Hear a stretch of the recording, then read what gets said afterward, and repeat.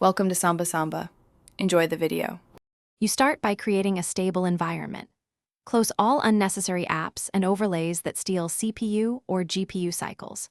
Once done, verify Steam game files to restore corrupted assets and set Euro Truck Simulator 2 to run as administrator so it has proper permissions. Make sure your GPU is not overclocked and switch Windows Power Plan to high performance.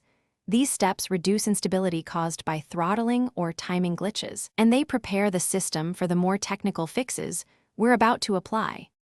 Next, update graphics drivers with the Clean Install option to remove lingering, incompatible profiles. Then, reduce in-game graphics to medium and turn off demanding post-processing features. This removes stress points where crashes often originate. Set Euro Truck Simulator 2 to exclusive full screen for stable frame timing, and use Task Manager to set process priority to above normal if needed.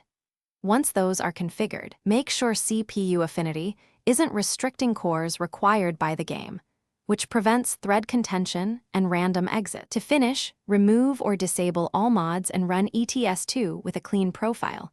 Mods are the most common persistent crash cause, so confirm stability without them. If crashes keep occurring in full screen, try borderless mode, which often avoids driver full screen bugs.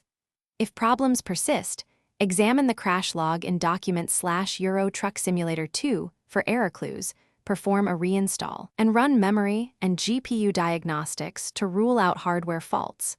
If you see specific errors, adjust accordingly and retest immediately. Thanks for watching. Consider subscribing if we helped you.